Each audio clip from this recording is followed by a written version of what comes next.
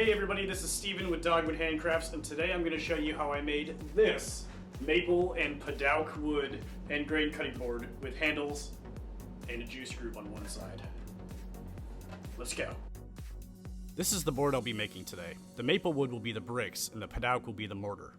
Brick boards are typically made by making a panel like this and then cutting it into strips, which are flipped every other piece to simulate a brick pattern.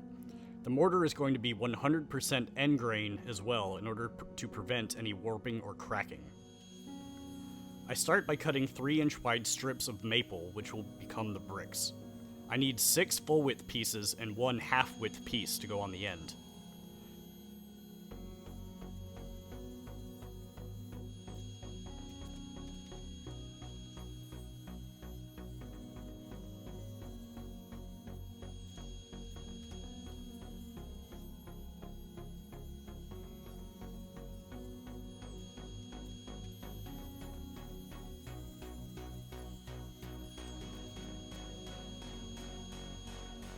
Then I cut the vertical padauk mortar pieces that will go between every brick.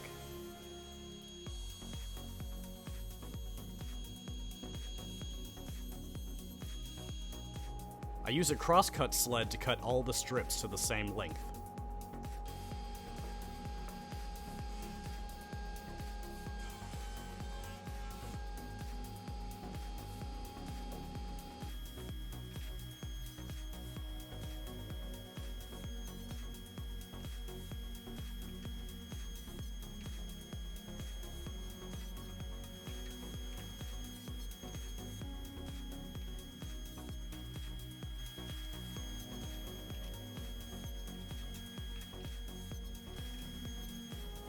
I cut the 3/4 inch padauk strips in half on the bandsaw to get all of the mortar pieces I need.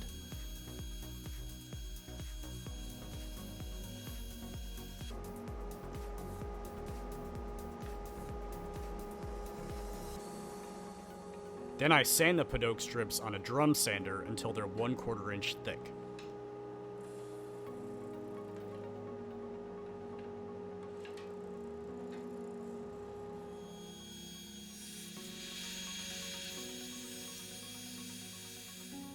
I use a caliper to verify the thickness.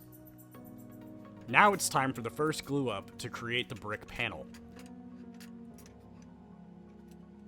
I find it helpful to have an assistant to lay the glue while I spread it with a paint roller. You can find your own assistant using Tinder or Craigslist.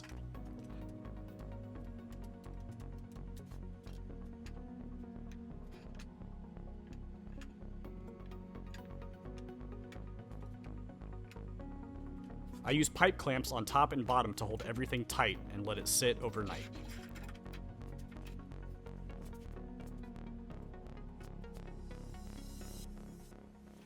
The next day, I unclamp the panel.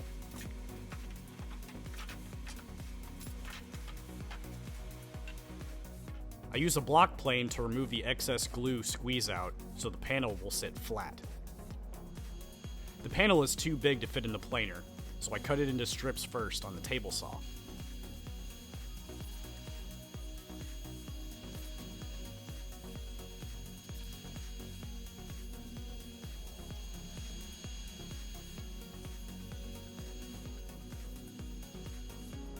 Then I run the strips through the drum sander to make sure they are perfectly flat.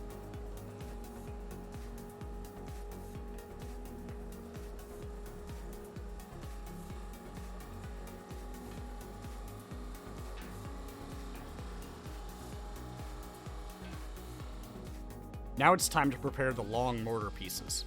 I cut lengths of padauk on the table saw.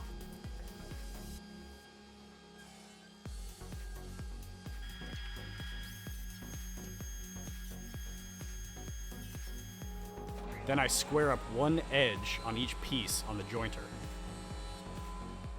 You can see the top piece is nice and smooth now. I use this edge as a reference on the table saw to true up the other side. Now I glue all the padauk pieces edge to edge to create a long panel and let it dry.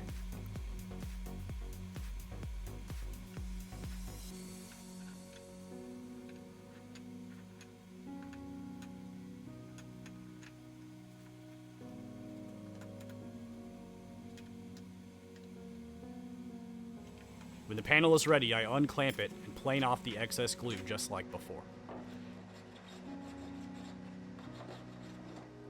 This panel fits easily in the drum sander, so I flatten both sides there.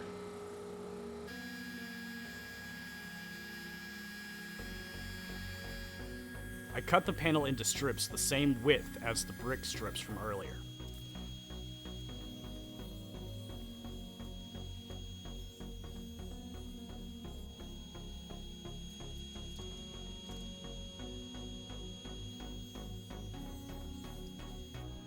Then I cut the strips in half on the bandsaw.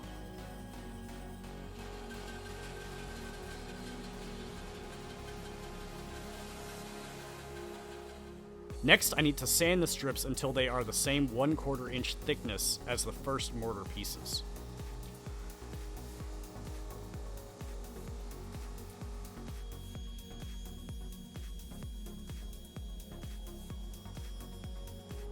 I got within a few thousandths of an inch, which is definitely close enough. I put all the pieces together to test the fit. The mortar pieces are a little longer than we need, so I cut them on the table saw to match the width of the brick pieces.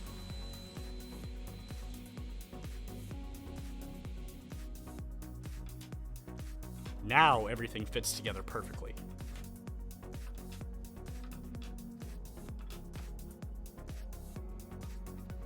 Then it's time for the final glue up. My first assistant was willing to come back for another round, so I didn't have to find a new one.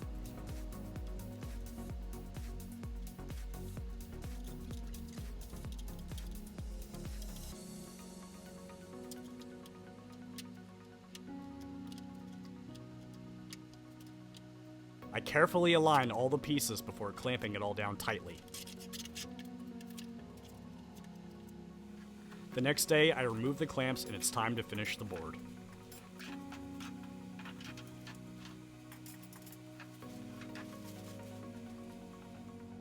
The bottom of the board has a lot of extra glue, so I'm going to remove it to get a flat surface. I use the block plane again, which works really well.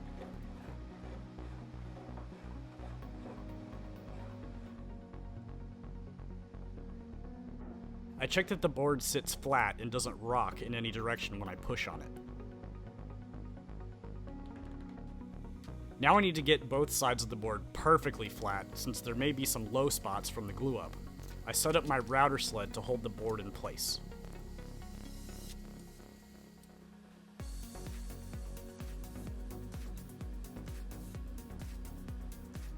The router has a large flattening bit attached, which will cut a very thin layer of wood off the top. I take the router back and forth over the board, removing as little wood as possible to get the top flat with no high or low spots.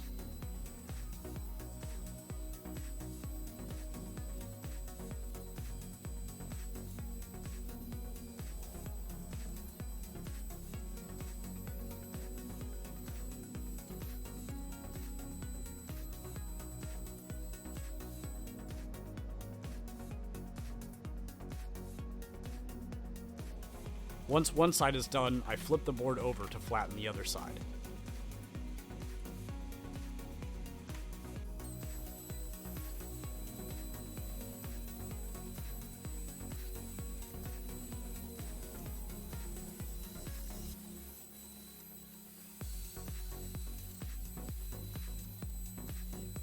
Now the board is flat and I can begin sanding.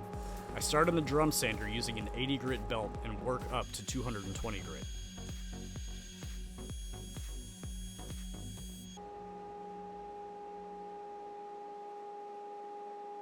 Here you can see the difference in the unsanded side of the board versus the sanded side.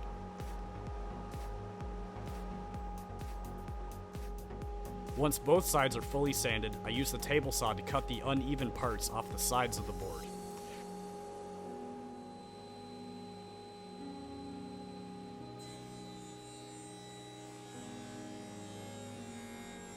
The table saw was struggling with the thick maple and smoked a little bit.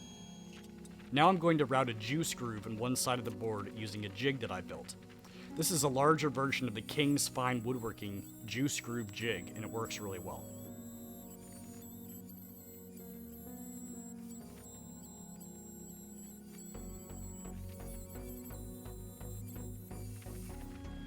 Next, I use a router table to cut handles into the sides of the board.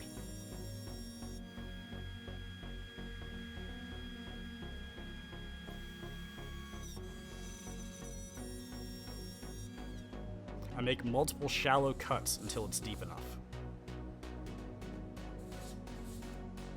Then it's time to do final sanding on the whole board. I start by sanding the juice groove. Then I sand the handle grooves.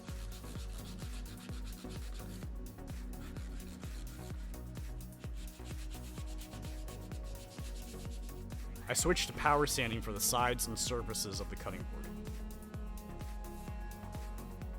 The random orbital sander does a great job of completely removing any sanding marks from the drum sander and leaves a very smooth surface.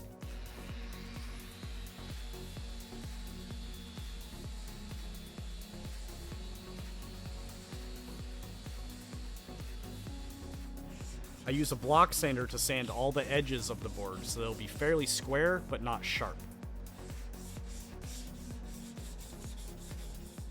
Lastly, I sand the corners. I use a branding iron to burn my logo onto the sides of the board. Then I sand the logos.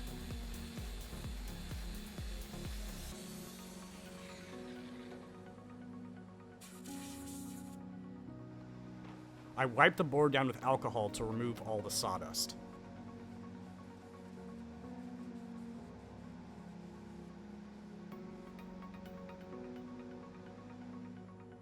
And now the moment of truth. I dunk the board in mineral oil to protect it from moisture. Thanks so much for watching, and please let me know what you'd like to see next.